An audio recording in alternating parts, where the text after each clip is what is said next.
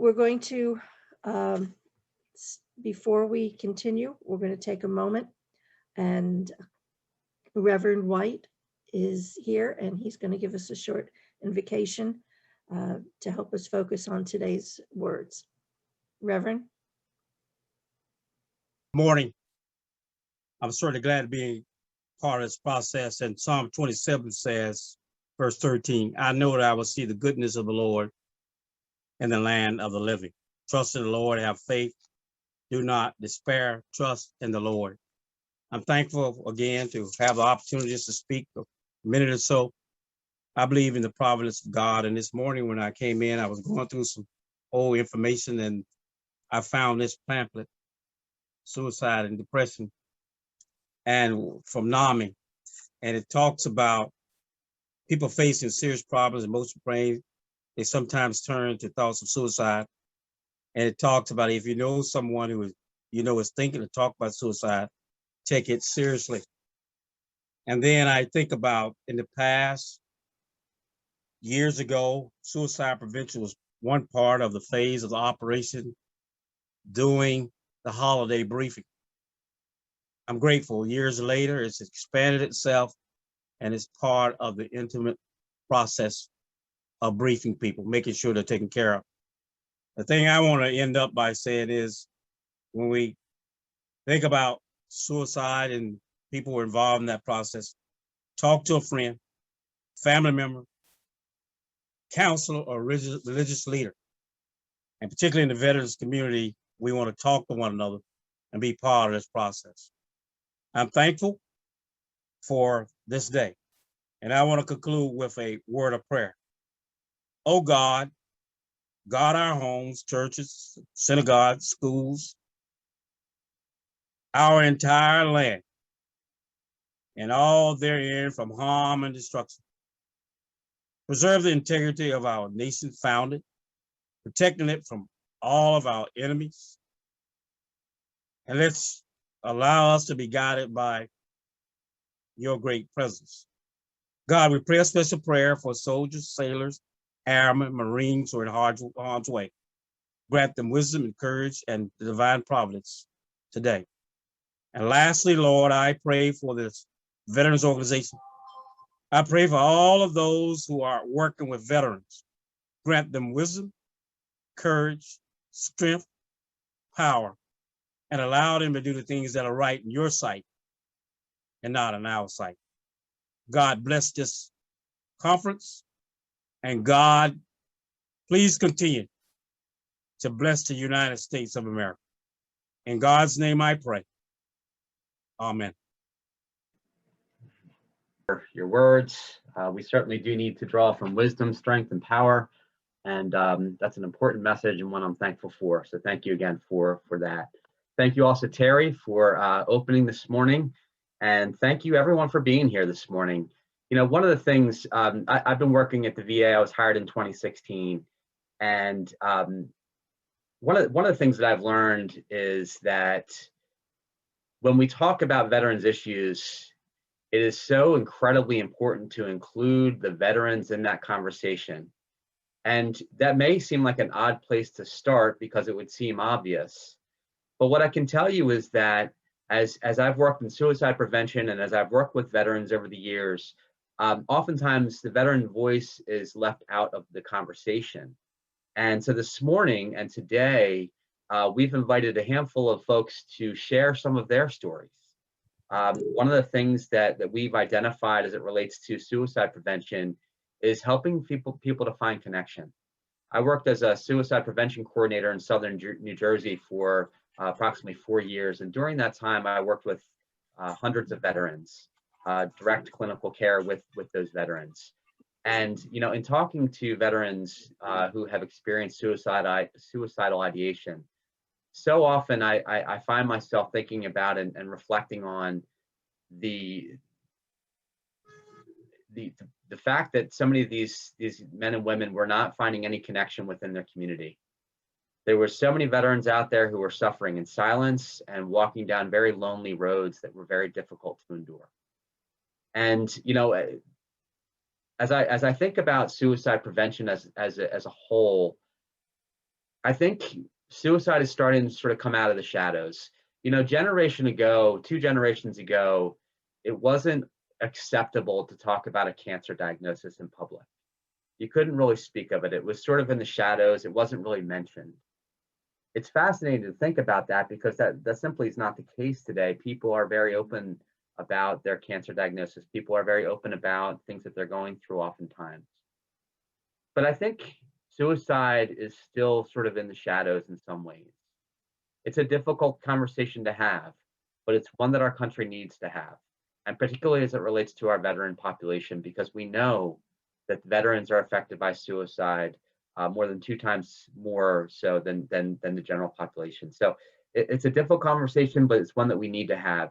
And as we talked about, you know, sort of planning for today and what would be the best use of 90 to 120 minutes of someone's day, we wanted to bring in a subject matter expert and somebody who can really speak to what's happening right now and the importance of connecting our communities.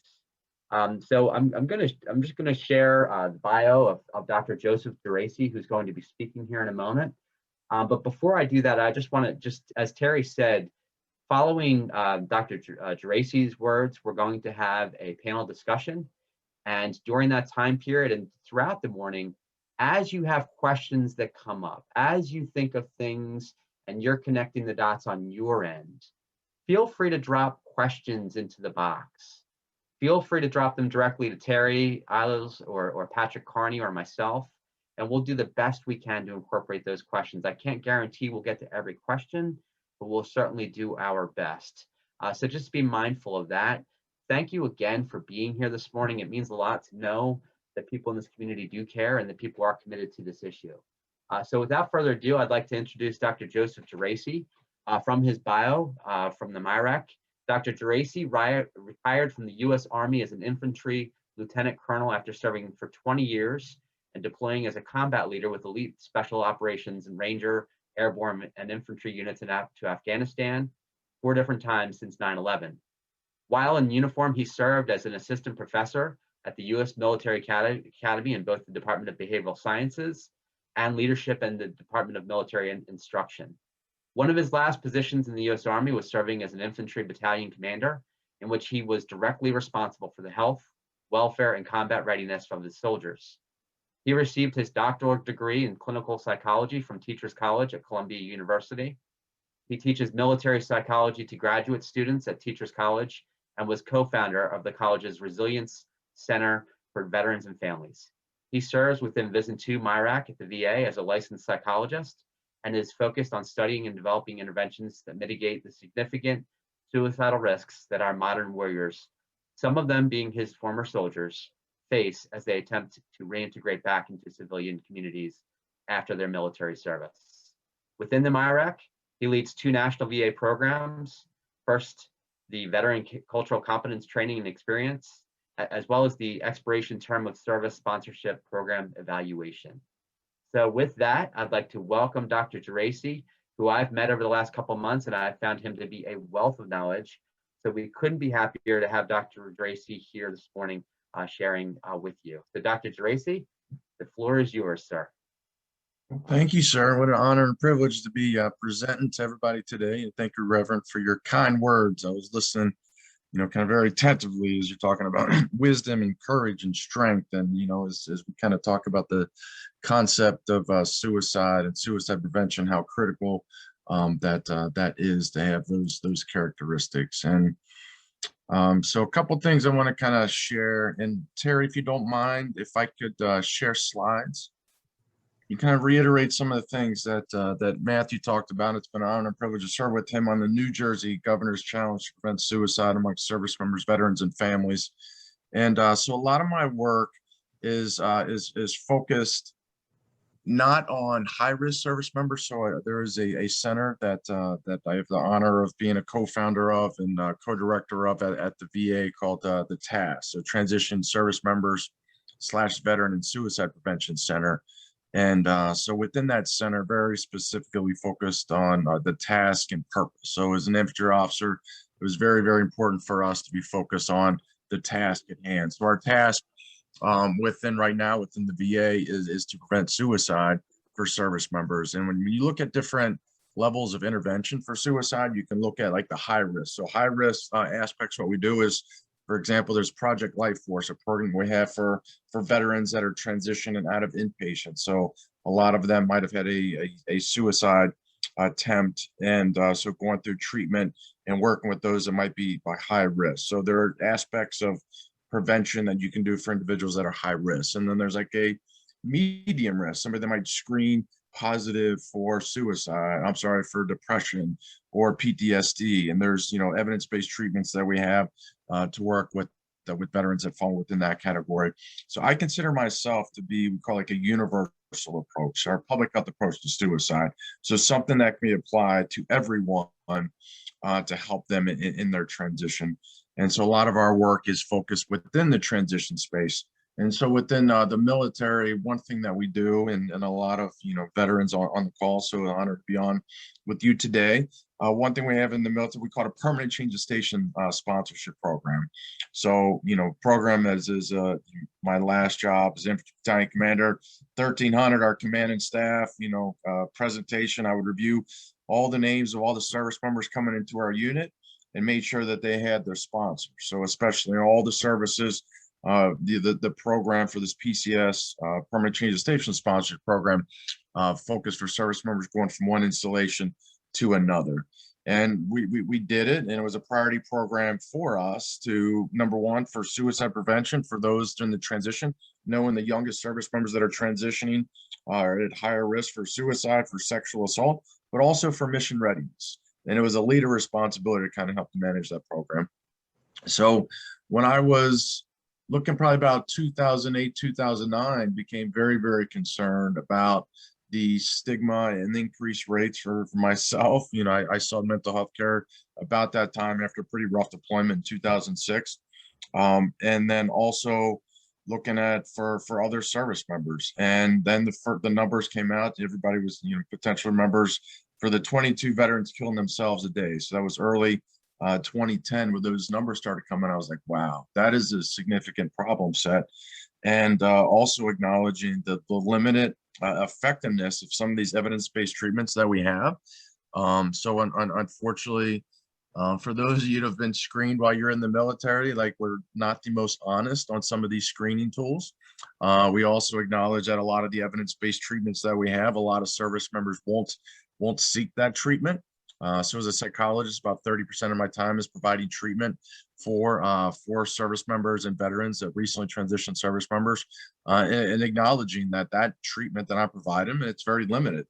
That how can we apply more of a holistic approach to help service members?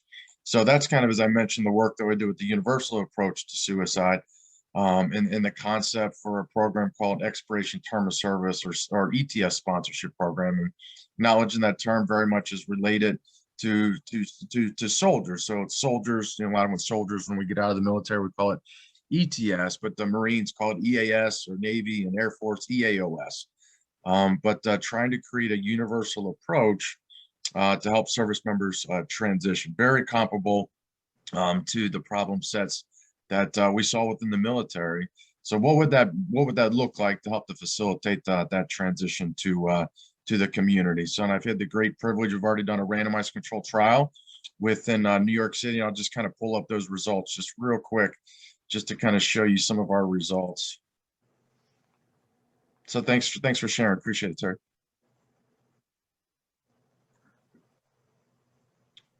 And so just here's some of the journal articles that we've written recently to kind of talk about some of these concepts that we're talking about. So one that's getting lots of traction, called Expanded Roles and Recommendations for Stakeholders to Successfully Reintegrate Modern Warriors and Mitigate Suicide Risk. We termed this transition space between getting that DD 214 and being successfully reintegrated into that post-military hometown as the deadly gap, and kind of provide recommendations for transition. Done a lot of work with active duty service members on getting beyond stigma.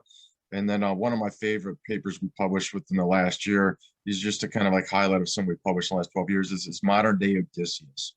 And so one of the second author on this paper, Chris Murray, actually had a suicide attempt as a Marine for life, and kind of helped us to bring to fruition a lot of these works. And I know even with this, in this paper, I share a lot of my trials and tribulations on losing one of my best friends in combat, but then also compare and contrast that to what it was like to lose my West Point roommate to suicide a couple years ago. So I was actually at Joint Base McGuire-Dix Lakehurst. That's where I retired from, down in southern New Jersey, when I got the news that he committed suicide, and just how challenging and how difficult that was, and how important it is to have this universal approach. That what would it be like to help everybody through this process? So just one of the couple papers, I just want to go for the sake of time. So this is kind of like a process I mentioned, the PCS sponsorship process, one installation to another, a lot of priorities of work you work on. But unfortunately, as you move to the civilian sector, there are not that same level of individualized, personalized transition assistance for a one-on-one, and there's no dedicated leader helping that transition. And unfortunately, we see that one of the highest risk demographics for suicide for rate are these 18 to 34-year-old veterans within that first year of transition. And here's our very, very simple approach that's aligned with military culture, providing them a sponsor. And I'll kind of talk a little bit what that looks like.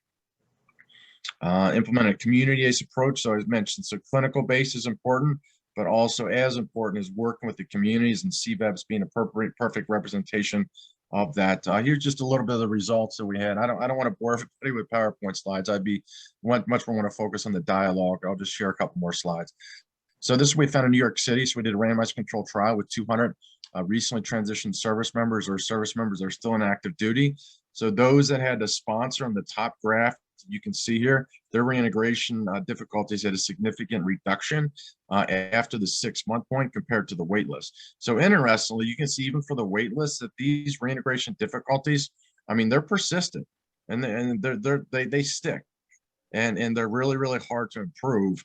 So even over a year, the same reintegration difficulties that these service members had, right after transition, they persisted for at least a year. And even work with the sponsor, it took over 6 months working with that sponsor on a weekly basis, working on SPARTA goals, helping on education, helping on aspects of getting healthcare and getting the community, housing, connected to the community. It took over 6 months before we saw a change. But importantly, we saw at the bottom here is that those that had a sponsor had a rapid acceleration of social support right after they got their sponsor, which is identified right at the 3-month mark, which was really good. So then what we also do is, and this is a VA public-private partnership. So I'm 100% a VA employee. So, but we've been funded from the VA to help to do the implementation and further evaluation of this program. So my office helps to do the certification training. So we've certified over 500 sponsors across the nation. 60% are veterans, 40% are civilians. And I really like having 40% civilians, because if this is focused on helping the reintegration difficulties, who better to help them than a civilian that's been in that community for a long time and knows the ins and outs of real estate, knows the ins and outs of the education market, knows. I just had a call with Ohio right before this call, and then there was a sergeant major from the Air Force on. He's like, yeah, like when I transitioned to Cincinnati, like I had no idea that if I moved in this neighborhood, it was going to take us an hour to commute to Cincinnati. But if we lived in this community, it was only going to take us 10 minutes. Like I bought a house in that one community. 2 years later, I had to sell that house because I had no idea. I didn't have somebody who was kind of helping me guide. And that's just one small little example of how important it is to have that Sherpa, that guide within that community. And one of not only the benefit of having a one-on-one, kind of sponsor Sherpa guide through the process is this digital solution. We've got a third-party partner that helped to build out, so you can kind of see this dashboard and kind of track the status of service members. So this is an example of a service member enrolled 6 to 9 months prior to transition, gets connected to a sponsor within their post-military hometown, and then the sponsor and the service member can work on these goals to help to facilitate their transition. So nowhere on here is the mention of suicide. Nowhere on here is the mention of mental health counseling. This is preventing the difficulties, if left unaddressed, get exacerbated and increase risk for suicide. And then another example of what the community integration coordinator, that community partner within the region. So we've got about 20 different community integration coordinators right now in 13 different states. For example, in New York City, we've got 5 of them. One's a private hospital. We've got nonprofits. 2 of them are county entities, all the way out to LA County, which I'll kind of show in a second, We've got the Department of Mental Health. That is the community integration coordinator. They're very strong in Texas and other markets. And as I just talked about in Ohio, we're established in the process there. So here's our the evaluation I mentioned that authorized and implementing across the country, different metrics that we're looking at, from employment status, unemployment amount that they're claiming, VA enrollment, suicide levels, and then also looking at social support, as I mentioned, how important connectedness is, income levels, and then also we look at a lot of qualitative aspects. A lot of the VA offices that are involved with this, I'm not going to waste your time on that. And I think the slide's important just to kind of show where some of the installations are, where we have service members currently enrolling. We would like to work, as we're working with the Governor's Challenge in New Jersey, to get a Joint Base McGuire Dix Lakehurst added to this list. So service members come out of that joint base, kind of you can get access to them at the local Southern New Jersey level. But then when we work with a lot of different states, they're focused on only installations within their state, trying to open the aperture, letting them realize like there's over 150 military installations that have residents of New Jersey on or across the country, that the focus should be on this macro level of all of them coming back to the state. And so many states, kind of have the challenge that they have no idea who's coming to the state. They only find out, unfortunately, after, DUI, or they file for homeless or filing for unemployment, and then that's too late. And actually that that pains me as a senior Army leader, is that we are not really kind of helping them, and leaders help to manage transitions. And how do we better manage this transition to getting left of the bang, if you will, to kind of help in their transition. So these are the states where we've got service members part of the program that are rolling on active duty military stations going. So a good number already coming to New Jersey. And these are states that we're working with, that they have their Governor's Challenge, that have officially added this program, this VA public-private partnership to their official action plans for the state. So we're in the process: Ohio, Michigan, Tennessee, Louisiana, and good numbers. A lot of calls we're having with states that are very excited about the implementation of this program across the country. And here's just a couple of the papers that this program is referenced in peer-reviewed journal articles. And I'll highlight the third one here. These are our randomized control results from New York City that have been accepted for publication, making this an evidence-based program. So what I'd like to do is I'll stop sharing, and I would love to get thoughts and feedback and questions, if you will. And I don't know if some people have typed questions in the chat, or if it's easiest for them to come and ask them. Maybe Matthew, whatever you recommend. Well, as people are maybe thinking about some of what you just shared and maybe putting their own questions together, Dr. Tracy, I heard you talk a lot about the transitioning service members and the fact that is a higher risk population, that 18 to 34-year-old younger veteran. What is it about that time period, having just left? I know some folks on this call have their own stories to share and their own experiences that they may have gone through, both good and bad, I'm sure. But what is it that you're finding in the research, and as you're sort of navigating some of these challenges that folks are facing, what are the things that jump out at you? What makes it so challenging? I think the most challenging thing is that we as service members, we absolutely underestimate how difficult the transition is going to be. And if you look at even like, and that's why I talk about modern day Odysseus. So back to the Homer's, Iliad and the Odyssey. So he spends an entire book talking about Odysseus fighting in the Trojan War, and it was a 10-year battle. But then comparably, he spends the second book, the Odyssey, talking about Odysseus's return. So spends as much time talking about the return after battle, after service, and how difficult and challenging and the trials and tribulations that they go through in that. So, and I, as being a VA provider, I would say that we do a poor job of preparing service members for this transition. From a community, it's so fractured, and we're so used to having somebody guiding, from that drill sergeant to that, from the recruiter, the drill sergeant, that team leader. Everybody is guiding us through the process. Then all of a sudden, like when you turn in that DoD ID card, it's like your part of your identity is gone. A part of your soul is turned in, and there's nobody there. Like you walk to your car if you turn that ID card, if you get your DD-214, and there's nobody there. And I would say our nation, it kind of fails to really facilitate this transition. There's lots of great work left of the ETS, EAS discharge, but there's no connection. There is no entity that's set up that says we're going to fill this deadly gap.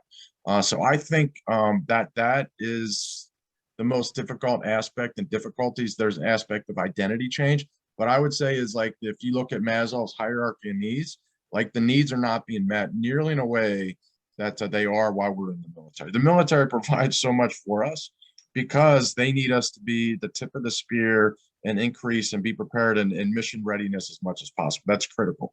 But when we get out, like a loss of purpose, loss of identity, and these ankle biter tasks, they just become insurmountable. And then for those that are unprepared to deal with them, it just becomes a really kind of dark place for them. They don't see any hope. They end up living on, somebody's sofa, kind of income kind of becomes not there as much. Challenges with the family structure. We see so much divorce. We see so much DUIs. We see so much legal, actions that are kind of going on within this first year. And then it just becomes an aspect of, maybe the only way out is to take my life. That like they really can't see the light at the end of the tunnel. So this is just a little bit of research and also some anecdotal from what I've seen from some of my patients and some of the people that we work with. Terry, are people able to unmute themselves if they have a question? They can, yeah. We had a good question come in from Larry Holman. Is social isolation a symptom of depression and a risk factor? And if so, what are ways to intervene? And there's a second question as well, but I guess we'll just do one at a time. What are your thoughts about some of that, Pat? I know we've had a lot of ability to kind of talk on the radio and lots of meetings. What are your thoughts? A couple years ago, I came up with this idea of Find Your Fire Team. It was actually from a video game I played at the time, and I kind of stole it. And actually, my guys at Project Refit have used it with their Blue Skies app. But I think it's important, as you were saying, getting these service members as soon as they're getting out, before they hit their their darkest days that I coined, and getting them that new fire team, or getting them that new fire team leader even, where it may not be the same kind of thing like they were doing in the military, but they at least have that 3 or 4 people to turn to that won't let them socially isolate, that won't let them get into the downward spiral of what is suicide. I think that's what can be done. I wonder how do we do that as an entire community? But one-on-one, or you engaging as someone engaging with a veteran who's fresh out, just be good to them. Think about when you got out, think about how hard everything was, and give them what you didn't get, and give them what you did get that you liked.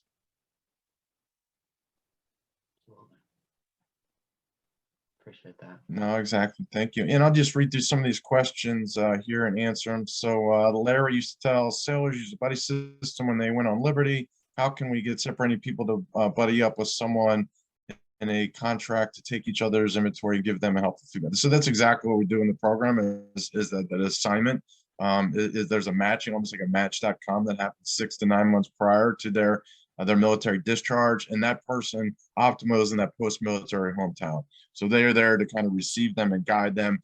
And sometimes it's arm around the back of support. Sometimes that hands around the neck saying like, hey, this ain't going so well. Like, I'm going to direct and guide you.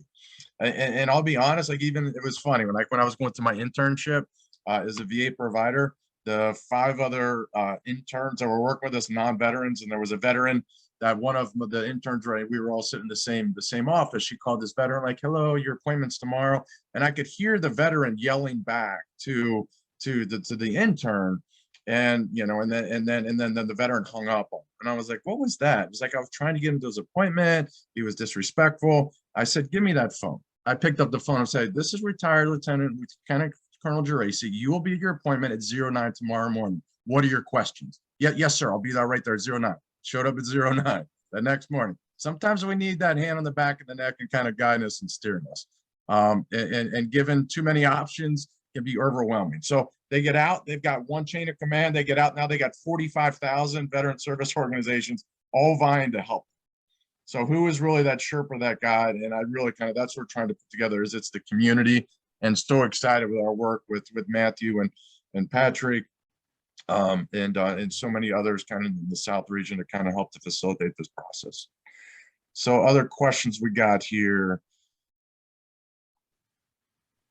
In regards to the transition tasks, you're exactly right. Those transition tasks you see there are similar to the separation, because those are the DoD transition tasks. So what we're doing is starting with them early.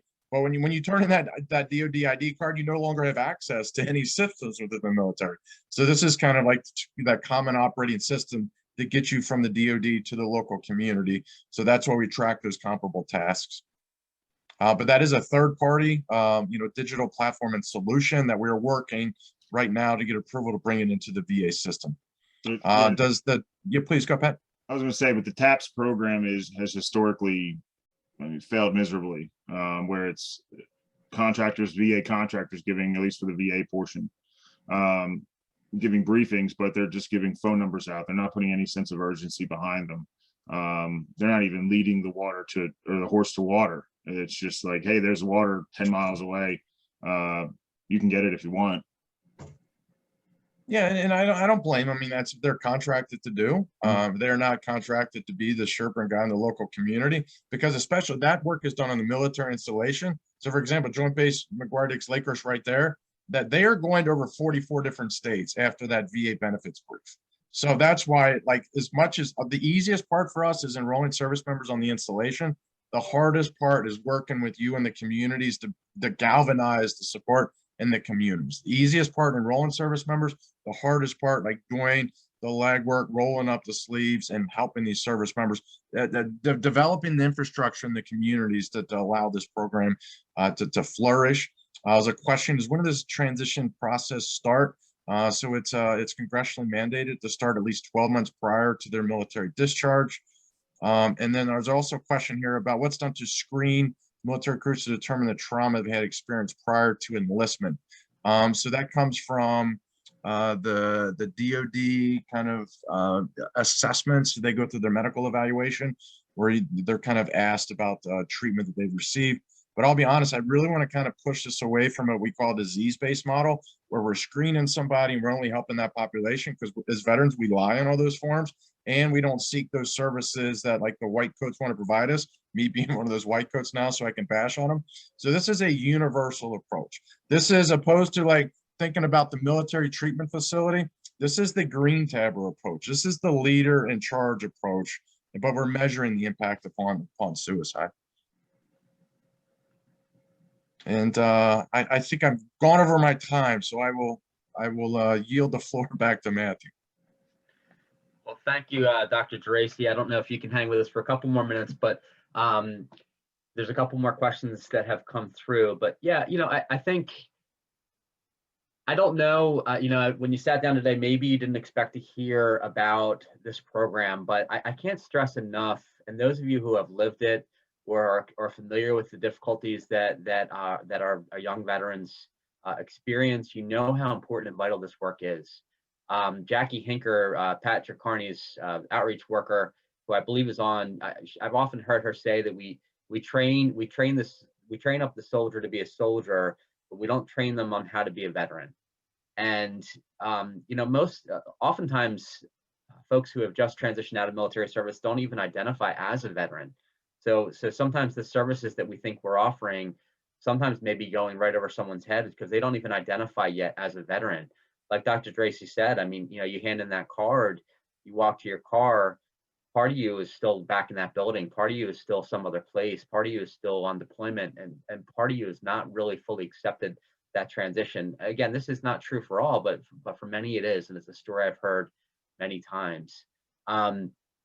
We're actually good on time, so if there are any other words, I know Dr. Geraci has to leave us here. If there's any other questions that are pertinent, I did see one that I was interested in, Dr. Geraci, maybe you can speak to this. James Corbett, who's one of our panelists, he said, do you believe turning military members, veterans, and active into micro case managers could help with support, meaning the one friend out of a group of 5 has access to information to answer questions for friends. So sort of like a peer mentoring kind of program. I'm curious your thoughts on that. Yeah, and I think that's the core entity. What we're trying to do is that these are peers, but this isn't like, I'll be completely honest, like this isn't like we're gonna go sit down and have a beer, put our arm around each other and commiserate and tell war stories. This is not what this is. This is your checklist. You need a job, you need a resume, we need to help you rehearse, you need housing, you might need legal support because your spouse is going to leave you if this gets more difficult. Your kids need to get into school, you need to know where to live, and you need to get connected to medical care. What are your questions? That's what we're focused on, laser focused. And at the same time, like I'm establishing an interpersonal relationship with you that's based on trust and kind of joint connection, that if you kind of want to talk about other concerns, that me as the sponsors, that I'm connected to this phenomenal network, that within a second, I'm going to get you connected to the care that you need. So this is like, you know, just that person kind of guiding them through the process. And so one question, how do you sign up? So I put the ETS sponsorship kind of link in there. And I'll be honest, like I've just been so excited to join with Jax, Matthew, and Patrick on the New Jersey Governor's Challenge, where the state team has decided to implement this. So I think this is our first introduction. The CVEBs I see is a very powerful community-based approach, and want to make sure we can kind of get your feedback and efforts and commitment. Like, how can we really help to make this up? There are service members coming to your region right now, but we don't have what we call an ETS sponsored community integration coordinator. There's nobody synchronized within Southern New Jersey. We have a program up in Northern New Jersey. So how do we really galvanize the support, let people really raise their hand and say, hey, send me. I really want to be part of the solution. And as I mentioned, kind of, you know, we're already very well connected on a joint base, McGuire, Dix Lakehurst. So how to, you know, we kind of get on there for those that are staying within the, and allow you to recruit and market them to want to stay in the local community area. Or those even coming to the Northern Wilmington, Delaware, in Philadelphia region also. I mean, a great community that you've got in that area, and excited to be working with y'all. Again, I'll put my contact information here within chat also. All right. Well, I hope everyone will join me in just thanking Dr. Geraci for taking time out of his busy schedule today to share with us.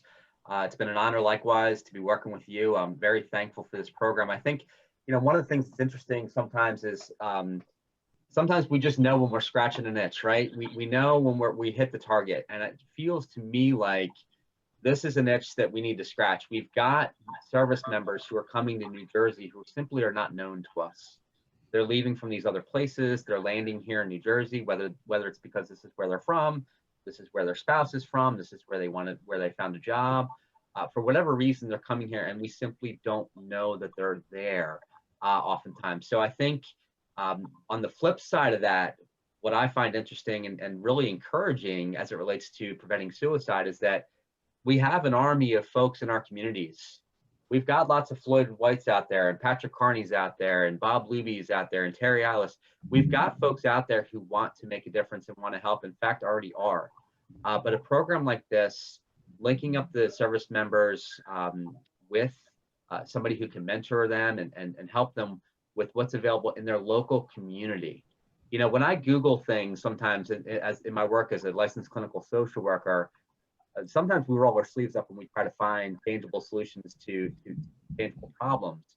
And sometimes I've shared in a veteran's frustration when you try to find solutions to things, and the answers you get is, oh yeah, talk to this person, you know, who's 2 hours away from you. Talk to this person who's in another state. Talk to this person who's down the road, you know, 4 hours away. If we can link folks with people in their own communities, that's a powerful intervention. And that's what we talk a lot about going upstream as it relates to suicide prevention. We talk about getting out in front. Yes, there are crisis services available.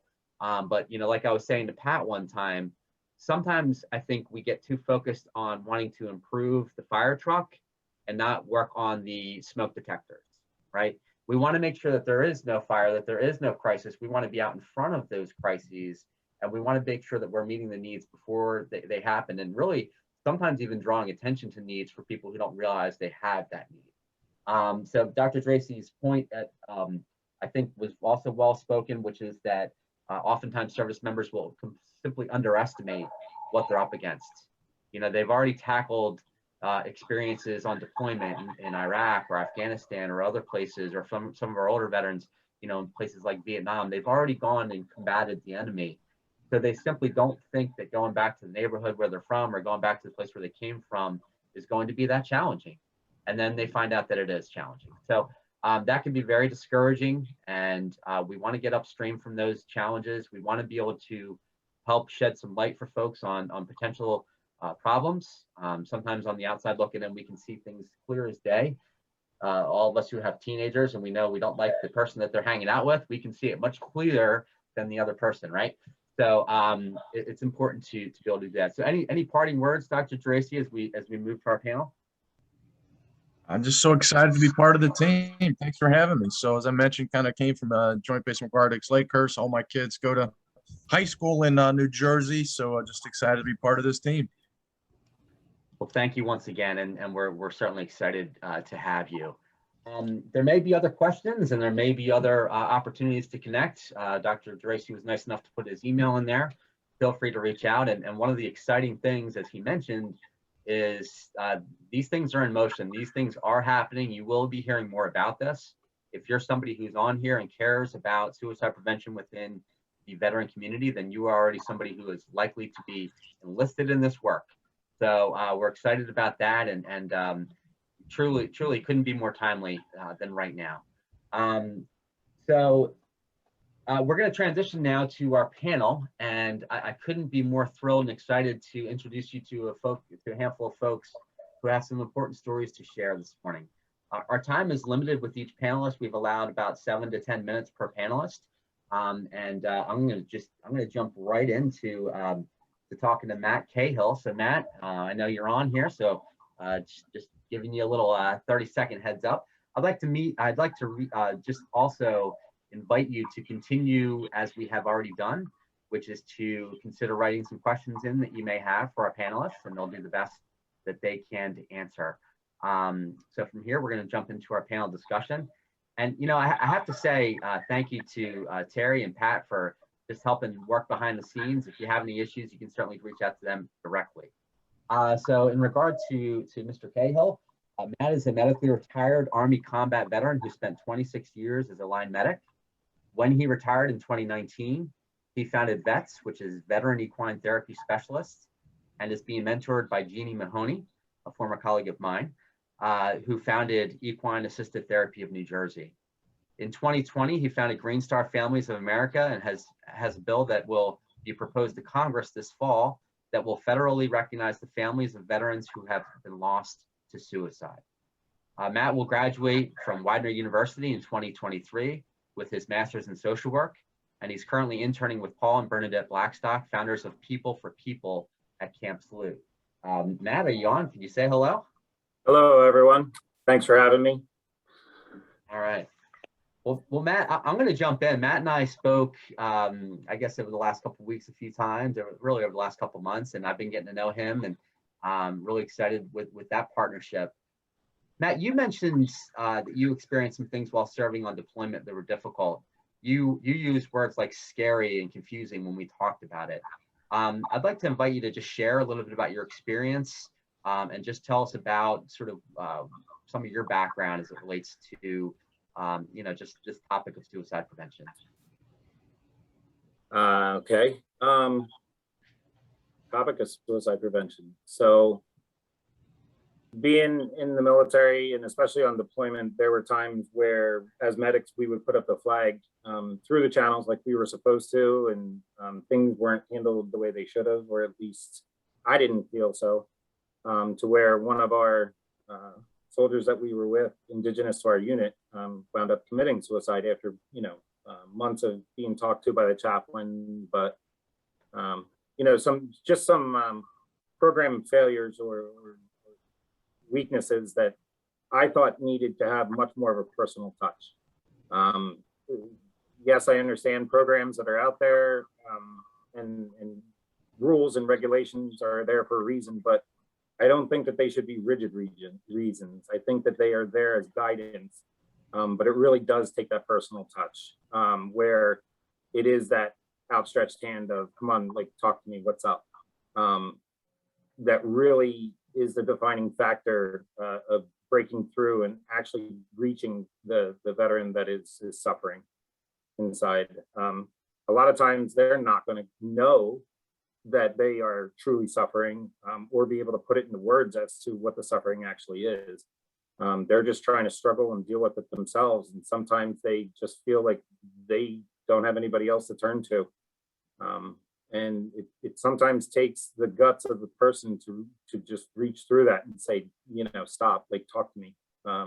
Maybe you can help them, maybe you can't, but the more you network, especially, that's why I love this group, the more people you know, then you can help refer that person on to the care that they need, or, you know, the help that they can receive that would definitely help them get better. So Awesome. So true. So true. Yeah, that personal connection sometimes can be very lacking, right? When you're going through process and to use Dr. Geraci's term, working with the white coats, right? Sometimes there's not that personal connection that's so important. Matt, share a little bit about your background, and maybe talk a little bit about the way you were able to sort of connect in your community. I know you mentioned it was a difficult transition for you. It was hard. It still is hard in some ways. You have a lot going on now, but tell us about that time period, sort of after you transitioned. Could you relate to what Dr. Geraci was talking about, that walk from the turning in your ID badge to the car, and then from there, kind of where you went? So I'd like to start this off by asking everybody to keep in mind that it may sound like I'm doing a lot, which I think I am doing a lot, but it's not necessarily because I like doing many things. I think I'm doing it more as a therapy for myself. My career came to an end fairly abruptly. In 2017, I was in a pretty bad car accident. I had already been dealing with numerous medical issues after, of course, 24 years of military service. So when the board came down and said that, their ruling was to put me out, I was kind of expecting it, but didn't want to accept reality, which caused internal panic and fear. And I didn't want to relay that to my wife, so I tried to keep that hidden. She was getting nervous and worried as well, because when I came home from Iraq, I went into a deep depression. That was not good at all. Luckily, I was able to pull out of it and wound up working full time for the Pennsylvania National Guard. When I came out, I was a member of my local VFW post, but it was more so just to kind of, see what I could do to help them and help the community. But it turned out that they helped me a whole lot more.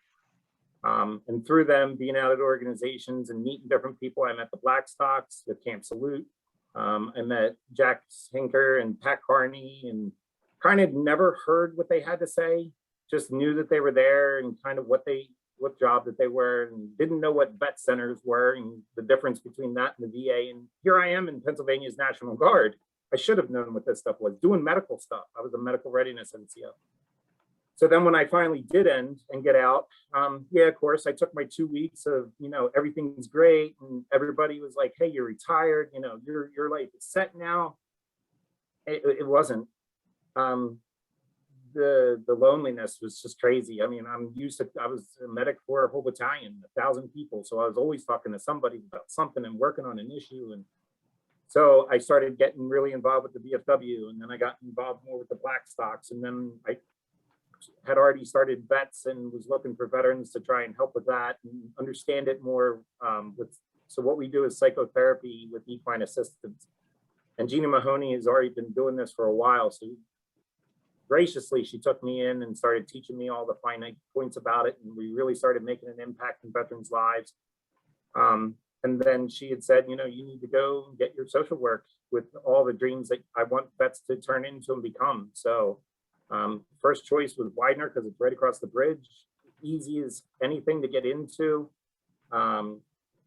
Jennifer Norton, who runs the online program, definitely helps with a lot of the transitional problems, or not problems, but challenges, being a veteran and organized coming into the civilian world, learning the new words and lingo and stuff like that, as well as Widener's military financial people, like totally taken care of with the post 9/11 GI Bill, which rolled into, I forget the name of it, Bill Rehab.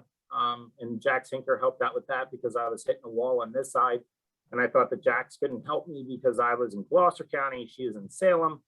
You know, so it's all this cross stuff. It's all, you know, reaching out, and the people who are in specific roles, they know the information, they can help. And it doesn't matter what county you live in, or, you know, oh, I can't talk to this person because I don't cover down in your county. That's all the finite stuff that really gets the veterans and could shut a door that desperately needs to be opened and stay open. So I encourage everybody. I mean, the doc definitely went over the macro aspects of stuff, but on the micro level, just tell people who you are. Let veterans know that you're there. And it might not be that they need you right then and there, but when they start to need you, that, or someone knows to refer them to you, just make yourself out known and out there. Sorry about that. Wow, that's a great message, Matt. Thanks for sharing that. I think when you talked about that loneliness, is it one of the things I'm always sort of not taken aback by, but you know, externally, right, on the outside looking in, you said folks were looking at you and saying, oh, they were assigning labels to you. You're all set. You're this. You're that. But internally, there was a feeling of emptiness and loneliness. What was that like to sort of manage that with the expectations of others around you coming at you? I wasn't really paying attention to the outside expectations. It was more my inside expectation that every single day I had to accomplish something. And like I said, it was a fairly quick transition from active duty to retired. And every single day I was accomplishing something. So when I did get out, it was okay, today I'm at least going to wake up and get out of bed. And then it turned into, okay, I'm out of bed now, I need to cut the lawn. Or, you know, something that my wife was on me about, like, hey, you got to get the trim work done on the house or something. But then it turned into more, and me needing to fulfill that in myself, that I can't just sit here knowing and not being happy about my brothers and sisters, you know, committing suicide and that kind of thing. So that just made me want to get out there more and more and more, because like that one person that I had talked to a while ago reached back out, and I was able to help him or get them connected or whatever. And I just need to keep going with that feeling, because I found, I think I'm starting to find my niche in the civilian world, like I had in the military, where I was that medical person to come to and that kind of thing. So yeah, I don't know, but I'm still learning. And if I ever discover the correct answer to that, I'll let you know. All right. Well, I wish we had, you know, hours for each person on the panel. Matt, you did such a great job of just sharing some of your heart and some of the experiences you've had. Hopefully you can hang around for a few if we have some questions that come in. But again, for those of you who just maybe missed the name, this is Matt Cahill. He's real active in our community, and he's a real hero, and I'm thankful for you being a part of things today. Thank you so much.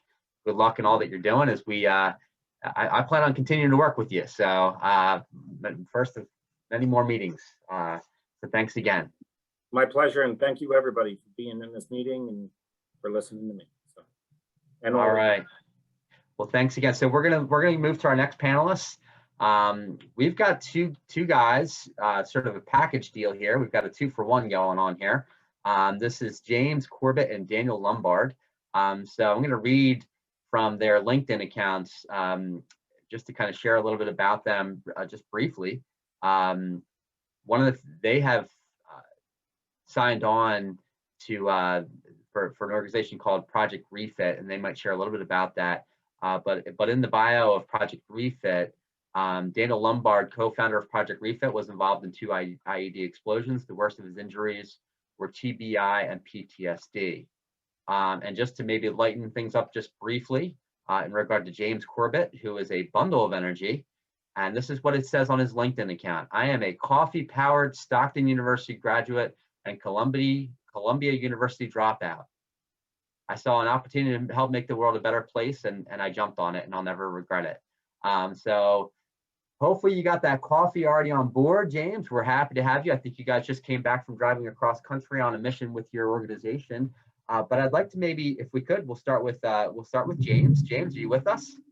Yeah, absolutely. All right, you got that coffee on board.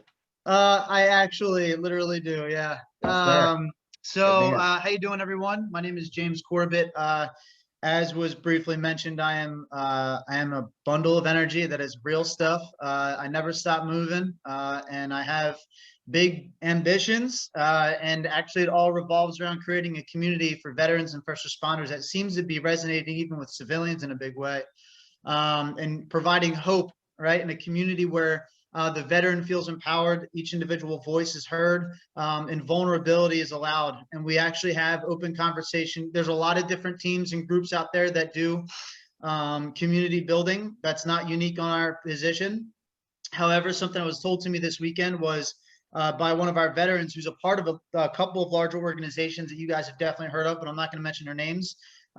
He said they never seem to touch the suicide issue like you guys do. He's like, you guys are not afraid to allow vulnerability. You guys are not afraid to let us share our stories and just to listen. He's like, you're not offering us the therapy or the professional therapy that is, or you know, anything like that. It's just open up about the story, what bothers me, what's on my mind, and you allow us to do that. You give us that kind of platform. That's something that we've always wanted, and that's what I've wanted. So we're letting everyone know that they can be a part of the change. And we do have a couple of innovations that we've ran with. You'll see on Dan's, on his screen, you're gonna see the mobile base. And you're gonna, as he's very nicely doing for us, he's showing us. And the mobile base is the thing that we actually just recently purchased everything. We have the truck now, we have the base that we're building. We're going to be launching those out more. The truck, we just took over 1,700 miles to good support of our veterans who flat out said, guys, you saved and changed my life in the biggest way I've ever had. He's like, I've been a part of tons of organizations. The way we've done it here is just the best. He's like, you guys just threw a bunch of fire into my heart, and here I am. I'm a better dad, I'm a better husband, and everything else. We're going to be releasing a video. It's going to be amazing. Anyway, the other thing that we have too is this amazing app here that's on my shoulder. This app is actually an innovation. This is a major innovation. This is where we're taking the idea of building those fire teams. Pat mentioned it earlier. He's actually the one that gave us the name Fire Team, because we really want to build the small groups of individuals so they can tap one button and check in on each other and see how each other are doing, and keep each other held accountable for the actions that they have to complete, the missions that they have to complete, which is get a job, you know, get into therapy, you know, get into building up your resume, get out into the community, start doing community missions, feed the homeless, you know, things like get an apartment, right? Like doing all of those things and all of those tasks. We do that together. That's a part of this, what this app is on. And also about checking in on each other just to see how each other are doing. And if somebody's not doing well, we really want them to be able to be comfortable enough to say, hey, why don't you call the suicide hotline, or why don't you go to the hospital, right? And get that help that you need to get in this crisis moment. But we're trying to prevent those moments. So all of that said and done, that's us. That's Project Refit. Dan will probably give a little bit more about the story, the background, kind of where we came from. So James, can I just briefly ask one follow-up question? Yeah, please. Obviously, this is something you're passionate about, and in your own experience, where was this passion born? Did you find that in your transition during your time period there, did you some of the things that Matt talked about, some of the things Dr. Geraci spoke to, did you find that was part of your story as well? So I'm a civilian. I think that's important to mention for everybody. But the thing that I noticed is I studied a lot, right? Oh yeah, thanks, Pat. Yeah, I'm not going to say it because I don't know how many on here are all, I don't know if everybody on here is all military or not, but there is a secret password to get into the app. So anyway, but to answer the question again, you have to message us and we'll give you the password. But so we do, what I noticed is when I was studying conflict resolution, negotiation, conflict resolution, when I was talking to my friends, and because I have a lot of friends that are in the military, I've done combat sports my whole life, you know, I always noticed they never really seemed to be connected to each other and to their friends back. They told stories about them, but they seemed to lose contact with them, and the consistency wasn't there. What the fuck? you almost died with that guy and you're not still talking to him. Like there was something broken that in my head, I noticed there's something broken about that. And I was like, that's not right. They should not be separated from each other. Sure, I'm a civilian. I'm a great support system. I talk to my buddies, but I'm gonna tell you right now, I am not the dude that almost died with you in combat. So we need to get them connected again to keep them, connected. But also, I'm also not the guy that was sitting with you for 18 hours a day in an office, right? Because not 99% of veterans didn't see combat, right? Like it's some huge number like that. I just threw that. I don't know if that's accurate, but a very large number of veterans never see combat, right? They never get shot at. They never do that. But we do have, they're together for 18 plus hours a day. They have their battle buddies and they lose contact with those guys. That transition out is huge. That's a big problem. So we're trying to solve that connection piece and making it easier because life happens, especially modern day life. There's a lot of things going on all the time. So we're trying to build up the community that fits into that modern lifestyle. Thank you, James. That passion is just leaking off the screen. And we certainly appreciate your partnership and your passion and your expertise and knowledge and what you've done up to now and what you continue to do. Dan, let's talk to you for a second. You got me? Yeah, I'm here. Dan, what would you like to share with our group as we've got a few minutes here to just kind of hear about your story and the ways that you are helping people to plug in and connect? I mean, I was in the Army from 2013 to the end of 2017 as an infantryman. I deployed to West Afghanistan 13 to 14, and then Africa 14 to 15. But the Afghanistan deployment is where my PTSD came from. Like you said earlier, I got blown up twice. The first one, it was a 200-pound IED. I was on fire from the waist down. Got knocked unconscious. There was rounds cooking off in the vehicle while I was in there. Gonna skip all the details. Eventually got out of the vehicle, made it back to base. Obviously I'm here.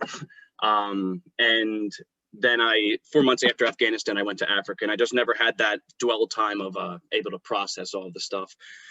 So after Africa, that's when everything kind of started settling in, and I started noticing I wasn't who I was prior to combat.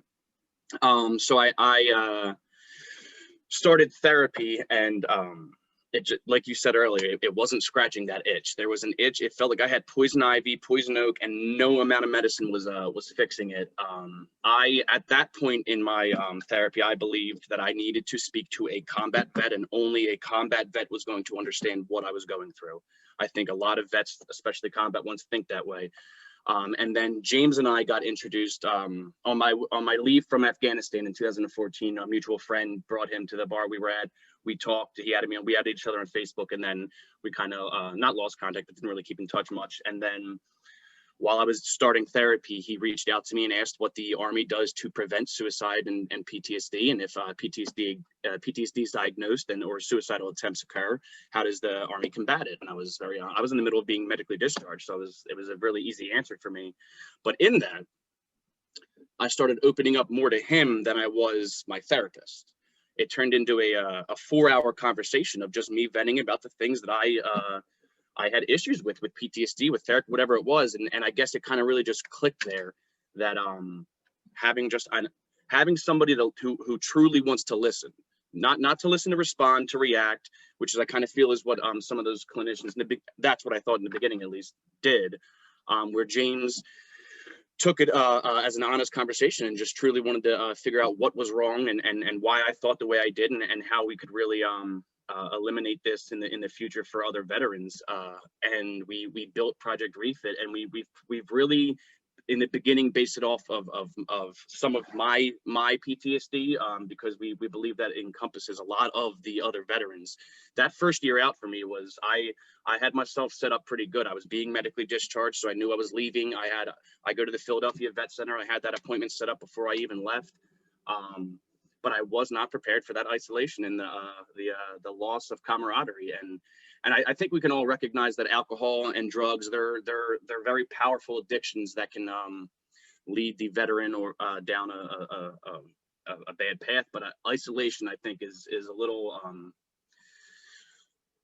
it's not as focused on. That was my drug. I isolate. That's how I process, how I do, but it can go too far. So with Project Refit, we've recognized that, and I think with Project Refit, we scratch that itch. We give these men and women a place to belong and talk. We made what I needed back then. I needed a group to belong to while I was getting out, so I knew I wasn't alone. People who have been through the transition process, who know it's not a scary process in the end. It's only scary in the beginning because it's unknown. So yeah, I think the with the isolation piece, and specifically the getting out, having a group of like-minded people who are emotionally intelligent and, like we talked about earlier, not scared to talk about suicide, not scared to talk about the PTSD and the ugly parts of it because they're embarrassing or whatever you believe they are. We know what they are, so we don't really think any of that, and I think that's paramount in healing the veteran. Absolutely. Dan, you mentioned that you had a 4-hour conversation, and that's something that jumped out at you. How did that conversation come about? Did that person ask you what was going on? Yeah. James asked me what. I guess he could tell. Actually, I always forget to say it, James. Yeah. Say it because I'm gonna forget to do it. So the thing that happened was Dan. So Dan was very open about. This is something that I noticed there's a difference between veterans that are very open about what's going on and veterans that aren't, right? The guys that aren't seem to have a lot of trouble in asking for that help. And the guys that are not open have a lot of trouble opening up and asking for help. So Dan opened up right away to the whole community, his whole community coming home, all the civilians, all his friends, everyone. He was like, hey, he posted on a Facebook status saying, hey, I'm on my way home. If I'm an asshole to you, it's because I have PTSD, and I'm sorry. I'm not trying to be. He was really open about it. He's like, boy, listen, if I'm an asshole, I'm an asshole, and I'm sorry. You know, and that's what I saw, and I really appreciated that. And I was like, all right, I got it. He's going to be open about it. I'm going to talk to him. He's the type of veteran that is a dream for anybody that's doing research. And I was doing research, right? Like I was trying to figure out, what is a thing? How do I solve a problem here? Like, what's happening? So his conversation, the conversation he and I had together really was born, this app was born out of that. And then us working together is what created everything else coming together. And of course, all the other board members that now are a part of it and the different people that are a part of it helped really form and morph this into the powerful community of the future that we're building. Well, that's good on you, Dan. Great example to have that openness, and James, it's great that you recognize those characteristics, and you know, sometimes we refer to those as protective factors. Protective factors being, you know, being open, being able to tap into friendships, being able to share your story with others, whereas risk factors tend to be more along the lines of, you know, being more closed and guarded, and not being willing to share and open up. It sounds like that was great timing, and a great partnership was formed. So that kind of wraps up our time. It was far too short, but I hope you guys can stick around if we have some questions from some folks here in a few minutes. And again, Absolutely. Just thank you. Just a reminder to everyone who's on the call that we will open up for some questions to our panelists here at the end after everybody has an opportunity to share as we keep things here moving. So thank you again to both you guys, and keep up the good work. We appreciate you guys sharing and coming on and sharing some of your stories. So check them out. Project Refit. You can email them directly. I think they share their contact information in there as well. And again, we're just thankful to have these guys to be a part of things today. So we're going to move to our next panelist. Steve Merkel is on next, and Steve spent a full year in Vietnam as an infantryman. I'm just going to pause there, having worked with a number of Vietnam veterans. If you don't know much about Vietnam, it was I think they said, and I'm going to get the wording of this wrong, I think they said that infantrymen in Vietnam had one of the highest percentages of days in actual combat.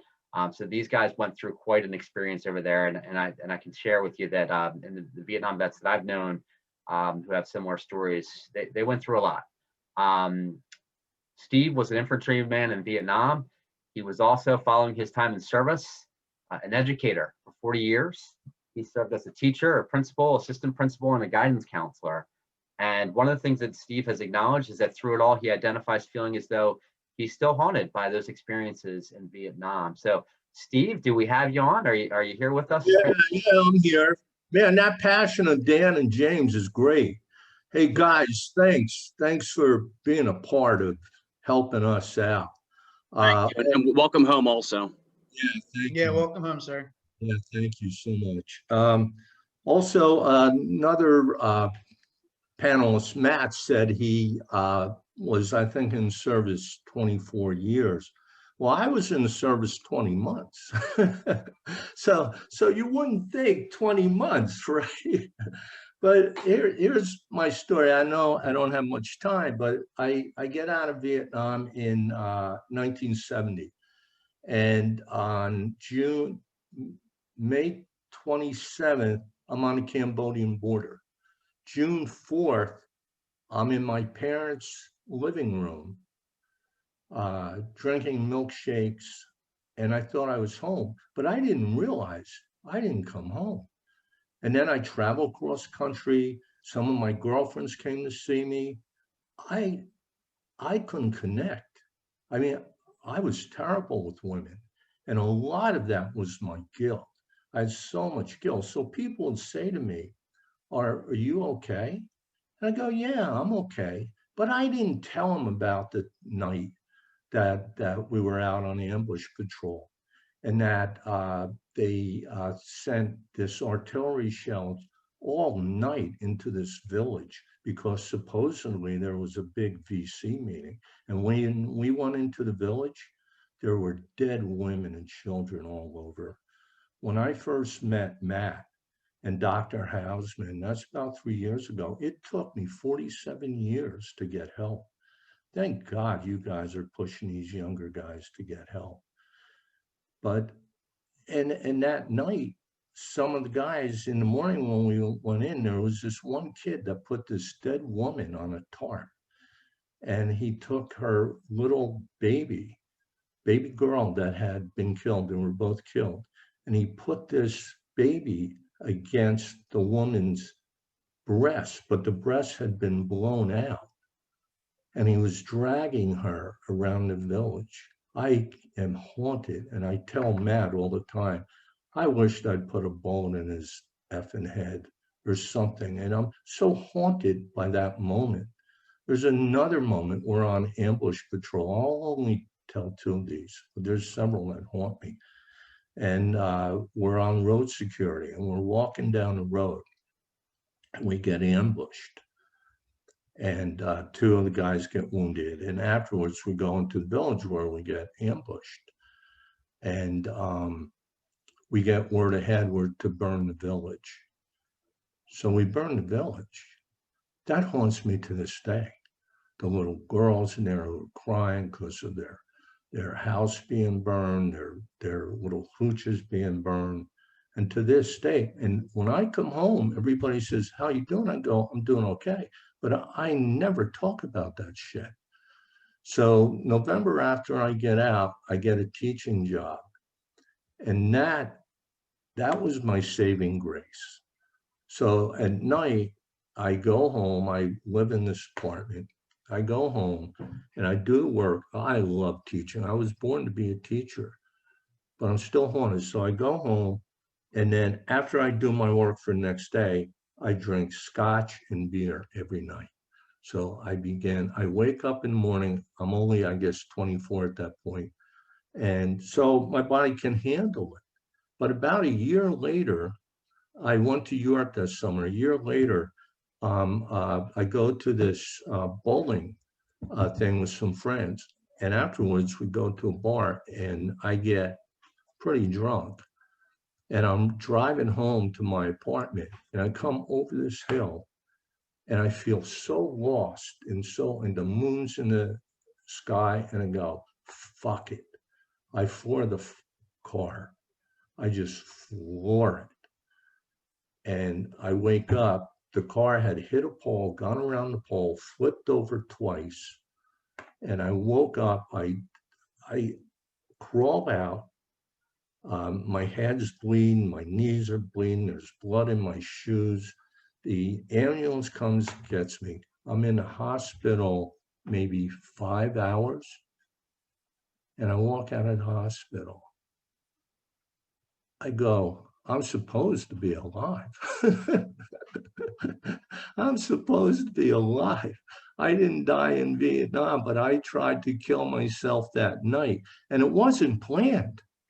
It wasn't planned. So, you know, when you guys talk, I didn't plan it that night. The law, just, I was overwhelmed. And somebody talked, I think, Dan, about the loneliness.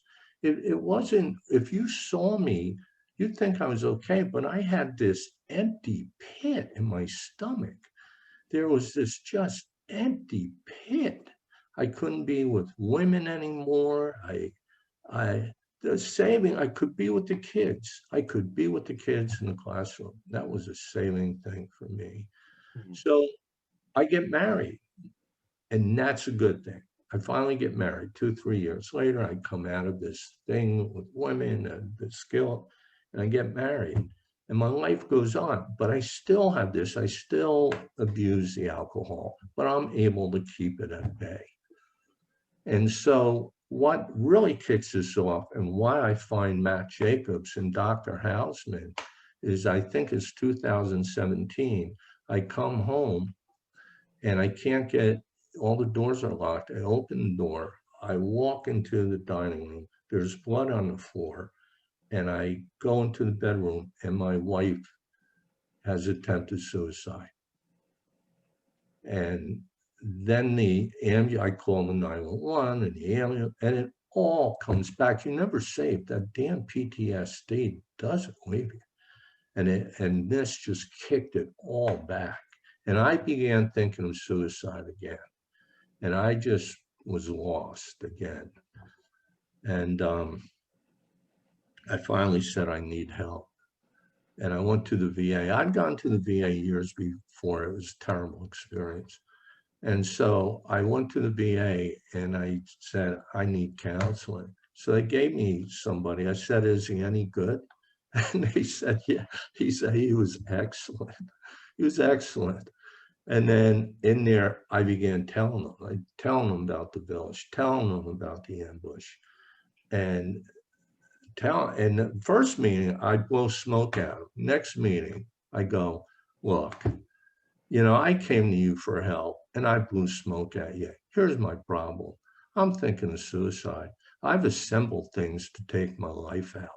I could take my life out in a week. I have things ready to take my life out. I also drink over one liter of wine every night after my wife goes to bed. And then I wake up, and I told you I wasn't drinking alcohol. I drink it every goddamn night. And then I get him, he leaves, but anyway, he brings in this gentleman called Matt Jacobs, who is a suicide coordinator, I think, or suicide counselor.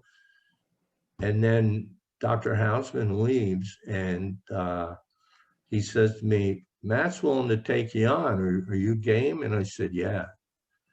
And then even when I'm in Florida, I do Matt. Of course, Matt left me, but I think he said, here we are, Steve. He says, 2 years of Steve Merkel is enough. I need a new job. So anyway, guys, all the work you're doing, that passion, James, you're not a veteran, but who gives a damn? You're helping us. You took Dan. I mean, that's so important. And Dr. Geraci, what he said, when you come out of the service, there's nothing for you. And you know, Dan, that camaraderie, the guys, the friends, you love those guys. They love you. And all of a sudden, you're not there anymore. You don't have them.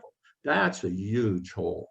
And then you face all the crap by yourself. At least when you were with them, you did it all together. And so you had them. But then everybody goes to back to Tennessee or Montana or California or, you know, down in the bayou or up to Massachusetts. And you're all here. My friends were great to me, guys. They were. I have nothing against it. I wasn't great to them. I couldn't connect. They tried. My girlfriends, 2 of them, came back. I couldn't connect with them. It was me. The big thing for any vet out there, you need the connection. The teaching did it for me, and finding these guys, and I just had a real bad situation with my wife again. So it doesn't go away. And the suicide ideation, what a bummer. So anyway, that's my story. Thanks for listening.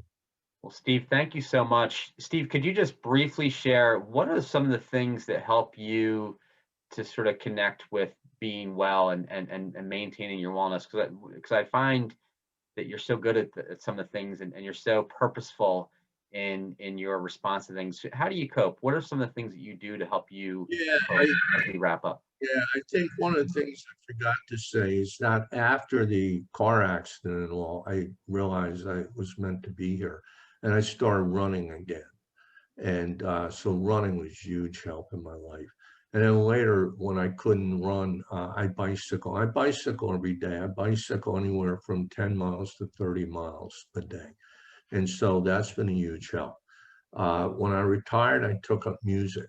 So I play guitars in Florida. I play ukulele in Florida, and I play the harmonica. And so sometimes when I really get down, I pull the harmonica out of my pocket and I blow on my harmonica. I went to a blues harmonica camp in Mississippi. That was awesome. So those things really help me connect. It's that connection to music and just being out in the world, smelling the flowers in the trees and rolling through the pines on your bicycle. Yeah.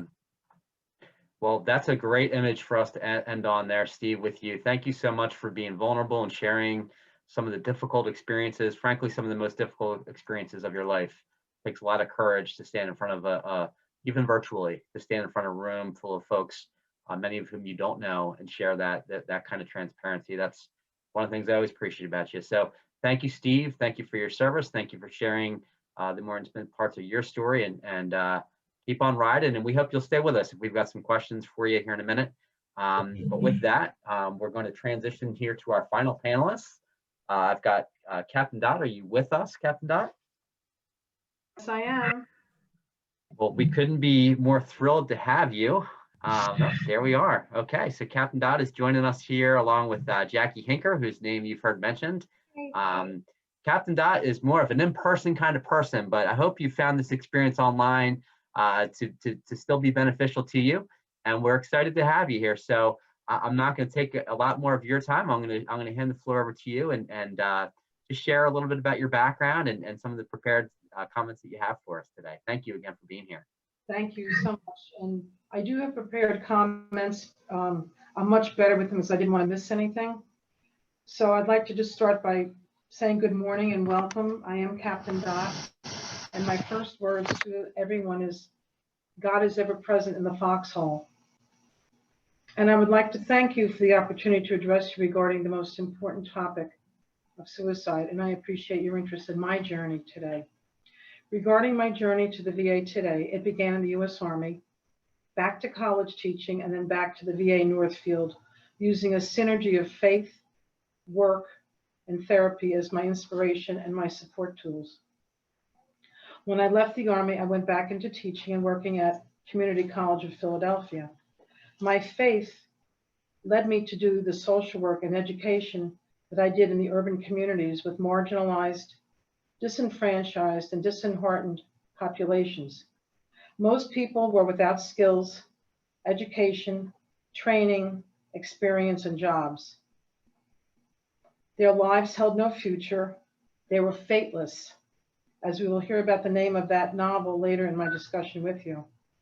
I worked as a community activist, an educator, and proponent of the isolated populations that seek desperate measures to end their suffering. That is in the form of alcohol, drugs, prostitution, and ultimately the consideration of suicide when the suffering is too much to bear. My work, my goal was to provide options to the extreme decisions that many choose. I worked with social service agencies, church groups, and faith-based organizations, drug and alcohol rehabilitation centers, and their counselors and community centers to reach the unreachable populations, and in some cases going door to door, distributing flyers and brochures and speaking to individuals and contact people.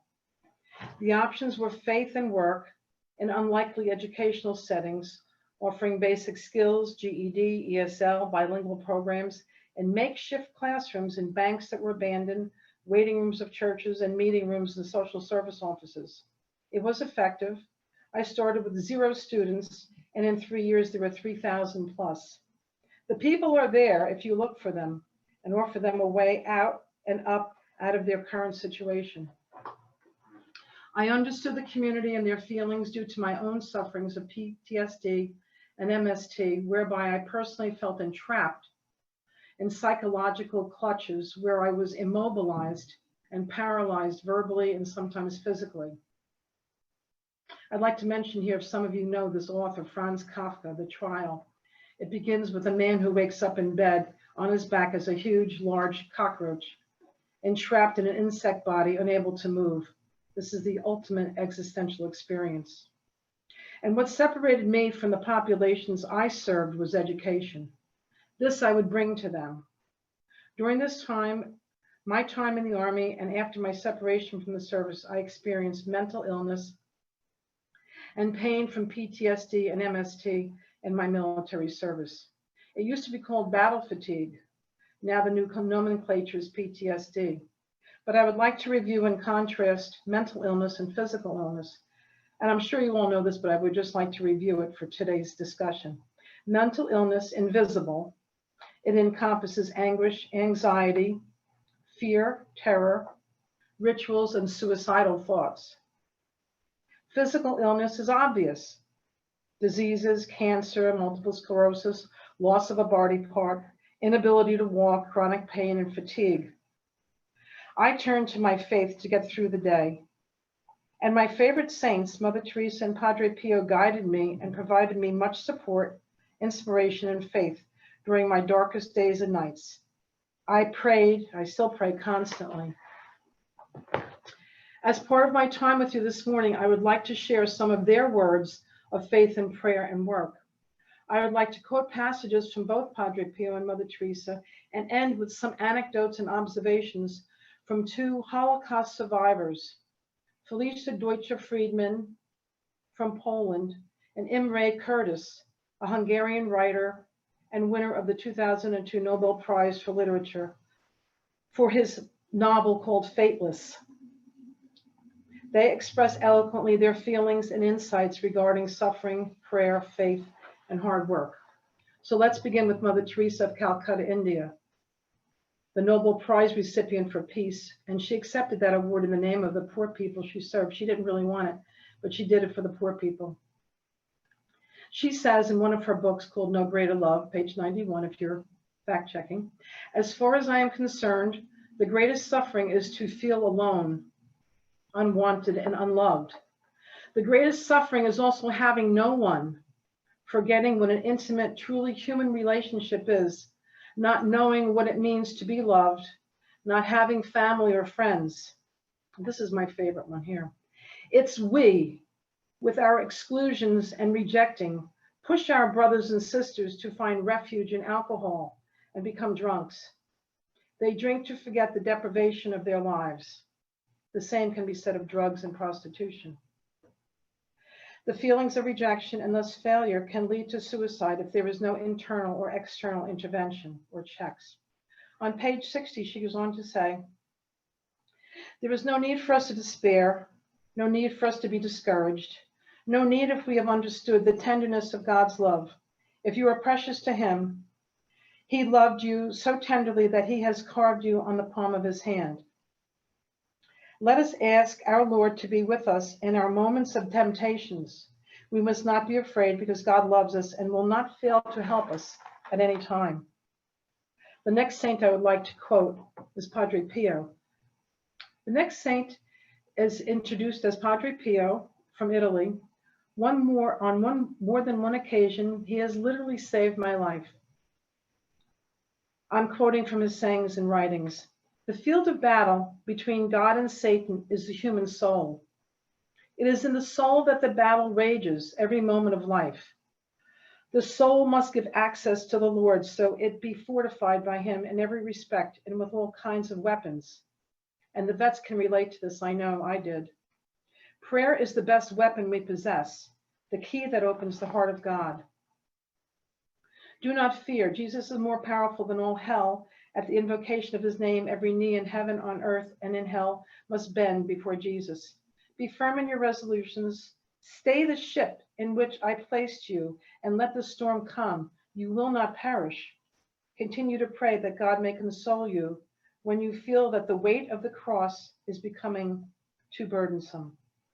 Come out of this anxiety, because it is the worst traitor that real virtue and devotion could ever have. The next person I would like to quote is Imre Curtis. It's actually spelled K-E-R-T-E-S-Z. I say Curtis. I'm sure my Hungarian is not very good, but next I would like to introduce the Holocaust survivors. First, Imre Curtis, a 2002 Nobel Prize recipient and Hungarian writer for the award in literature. His novel Fateless, published in 1977, written in 1965. It took 10 years to publish it because they didn't really want that to come out, interestingly enough. Imre was deported from Hungary to the Auschwitz concentration camp in German-occupied Poland in June 1944, when he was just 14 years old. He says in an interview, "My most radical moments of happiness are at Auschwitz. You cannot imagine what it is like to be allowed to lie in the camp's hospital bed or to have a 10-minute break from indescribable labor. To be very close to death is also a kind of happiness. Just surviving becomes the greatest freedom of all." Next, I would like to introduce Felicia Deutsche Friedman, a Polish survivor of Auschwitz. And she was another teenager. Born Felicia Deutsche, a Jewish girl in Poland, she was 13 when the Germans invaded in 1939. From the ghetto in Krakow to the Plaszow labor camp, from Auschwitz to a death march west to Neustadt Blue, she would spend the next 5.5 years caught in the Holocaust. Along the way, Felicia saw thousands put to death or succumb to frostbite and starvation. Somehow through it all, she kept the faith. One day, after learning a fellow teenager claim that their horrific situation proved God did not exist, Felicia answered him. She said, "The oppression of the Jews proved God's reality, for all that was happening to them came from evil people." In the fall of 1944, Felicia and others from the Plaszow labor camp were shipped by cattle car to Auschwitz. Lined up for the gas chamber twice, she survived the first time when the gas ran out. You gotta love it. And the second time when a group of gypsies were herded in ahead of her. I can only imagine her thoughts at each juncture. In conclusion, these are the words and insights of inspiration in the framework of my journey to my life as it is now. These are the words of contemplatives, 2 men, 2 women. They are 2 saints, Padre Pio and Mother Teresa. They are 2 Holocaust survivors. There are 2 Nobel Prize winners, Mother Teresa for peace and Imre Curtis for literature. They discuss and interweave the importance of faith, prayer, and work. Internally, we can realign ourselves with the new visions of faith.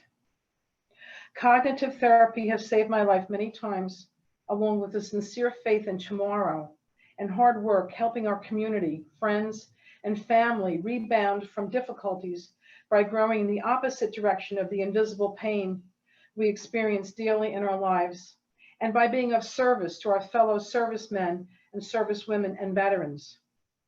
Behavioral mental health and wellness therapy, group, individual, and family counseling is available at the vet centers and at most VA clinics, CBOCs. I thank you for your time today, and I wish you a safe journey and passage for renewed mental health and well-being. Signing off, Captain Dot. Thank you for your time.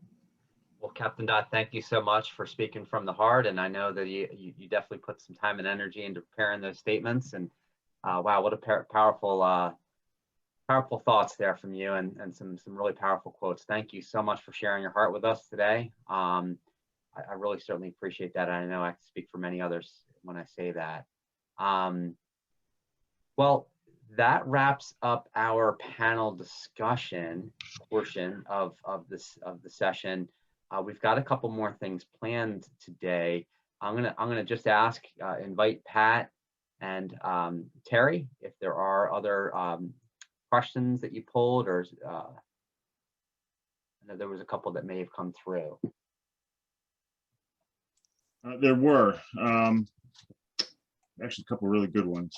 I think I pulled off a lot of them. Unfortunately, time won't allow for all of them, but Pat, if you Right. want to just maybe highlight a couple. Sure, yeah. I know the colonel's gotten off, or Lieutenant Colonel Tracy got off. The buddy system, I heard one. The buddy system is often used, but what could the significant other of a veteran do when the vet is having emotional trouble and shutting down? That is a great question. Yeah, that's a great question. And any of our panelists want to take a stab at that question? I'm not sure if that was directed to anybody in particular, but welcome your thoughts on that. Again, that's related to if there is a spouse who's recognizing a significant other having some difficulties, what can they do? Hey, so it's Jackie. So maybe I'm the only spouse that's on here. Am I? Possibly. You know, I'm lucky to have a really great support system of friends that are also colleagues. So I know full well when my spouse is having a difficult time of it with PTSD, or, you know, some of the triggers that I know are coming, I try to get in front of some stuff. And I know that I have PCar-Knee, and I know that I have a Matt Jacobs, and I know that I have a Corey Feiner. And not because I work for the VA, but because prior to my working for the VA, my husband was involved with the vet centers. My husband was involved with the VA. Getting him involved in outside entities. You know, he does a bunch of stuff with the service dog. You know, trying to get him involved with different outside nonprofit organizations that do like kayaking and the fly fishing and that kind of stuff. Keeping them occupied or refocused in a different direction has always been an issue, but it's knowing the signs, it's knowing the triggers, it's educating yourself as the spouse to know that your significant other doesn't want to be the way that they are. And sometimes the behaviors that are exhibited are because of something else. You have no idea, and I'm saying this on this for I don't know how many people are on here, but I'm going to be brutally honest. There have been many days through the course of my marriage where I've said, I did not sign on for this crap. I did not sign on to have to deal with this. This is not the way I see my life. And then I remember that there is a reason, and that this is not the person that I married or I thought I married. This was a downward spiral that came after the fact. And I'm in this for the long haul. And if I don't educate myself, it's super easy to throw your hands up in the air and go, I'm out, I'm done, didn't sign on for it. And I've watched many spouses do that. And as friends who I've, you know, a lot of veterans organizations that I'm involved in, when I see that there's an issue with a relationship, I'm always the voice of reason trying to say, hey, read this book, talk to this person, go here. Hey, their therapist or psychologist may not be able to talk to you, but darn it, they can hear what you have to say. Because like the gentleman that talked earlier, Steve Merkel, who said he wasn't telling anybody for that many years of what was going on, but other people see it. And the people that love you the most tend to see it and feel it the most. It's never wrong to call and say, hey, he may have come into therapy and said everything, hey, it's great this week, everything's wonderful. And then to find out, no, it really wasn't, because like, he slept in the van in the car or in the driveway because things were bad. Yeah. So as a spouse, I would say, please keep the lines of communication open, find other like-minded spouses, get involved in veterans organizations so that you have other people to be a sounding board, and rely on your friends, that handful of friends that you know you can trust, not the ones that I know full well I could, because if I went to some of my friends, they'd be like, what are you doing?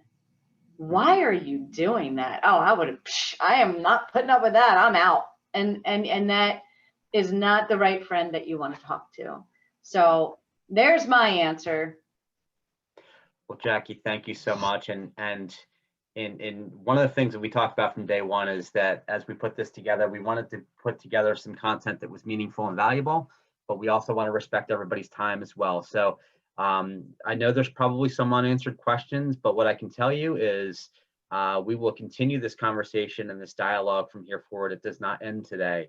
It only kind of starts for some of us and linking together with some folks. I would encourage you, as we're going to wrap up here in just a few moments. Hang in here for the last few minutes, but we've got a few words to share. This is the part of the conversation where we want to call folks to action. Pat or Terry, do you have that video lined up that I was going to play? If you don't, that's okay. But if you do, go ahead and share it now. You heard Dr. Geraci mention the public health approach. And, you know, what we say around the VA is that suicide prevention is everyone's business. And there's really nobody on here who's not impacted in some way. We've seen today, if nothing else, we've seen some stories, and we recognize that people are struggling out there, and that doesn't stop or end today. So I don't know if we can pull up that video. We'll go ahead and fire it up.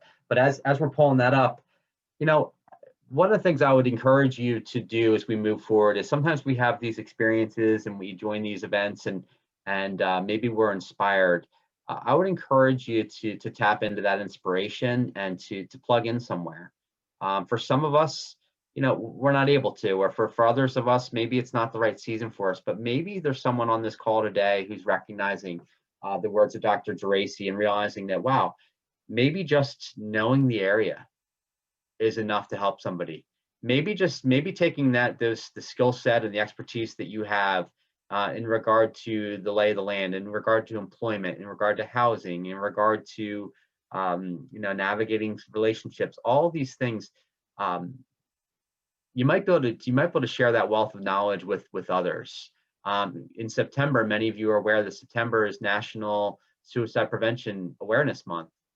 There's going to be walks. There's going to be some things put out there for everybody to be aware of that you know, you can plug into some gatherings with some other folks and hear some other stories. So I'd like you to just take 2 minutes and watch this video. This is about the VA's current approach to suicide prevention. So Pat, you can go ahead and play that if you're able to.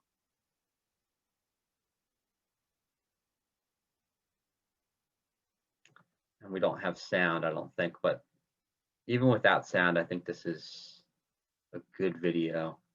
We can't manage that.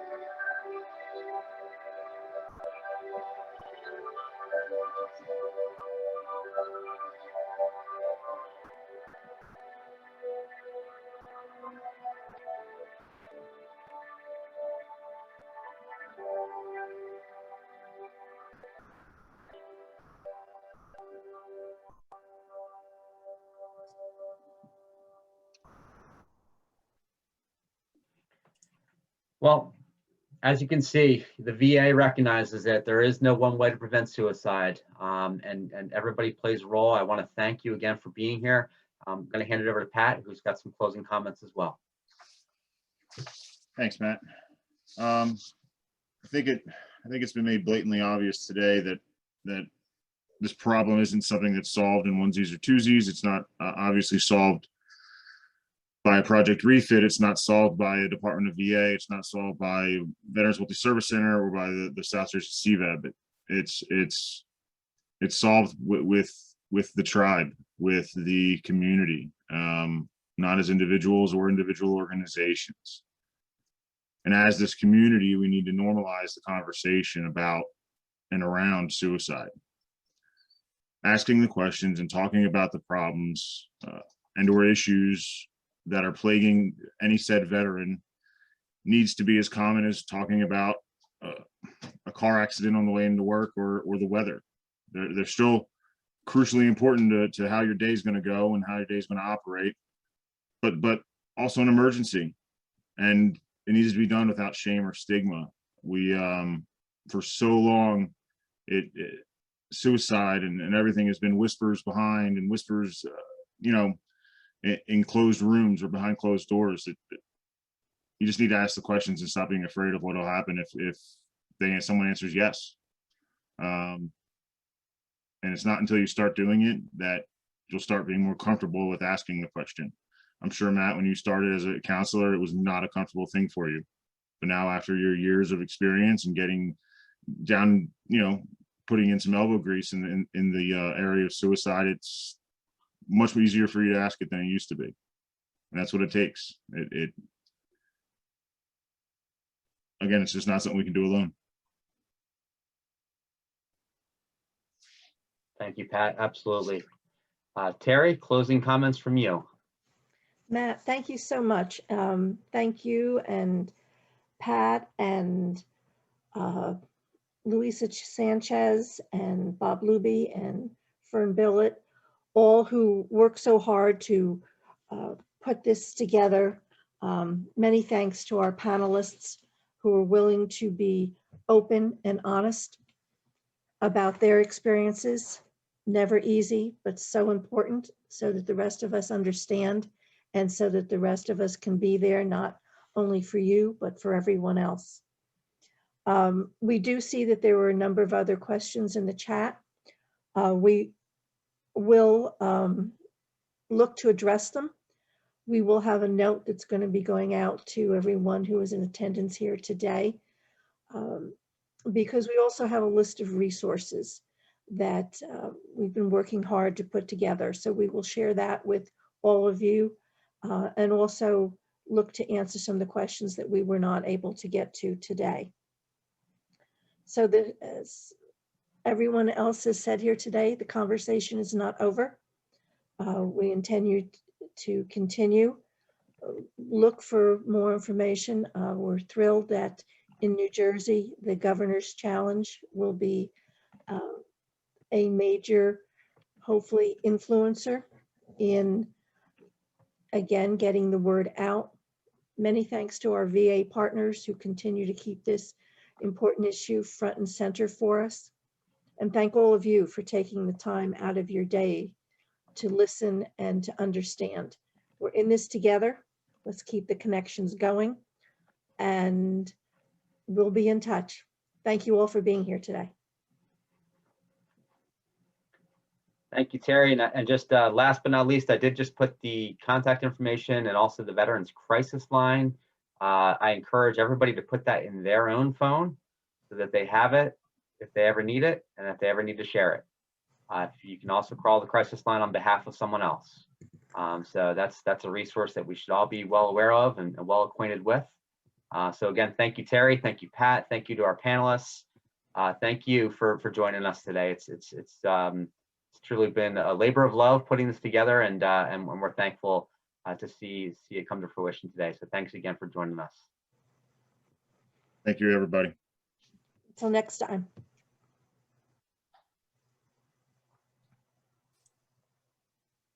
There's nothing to wonder.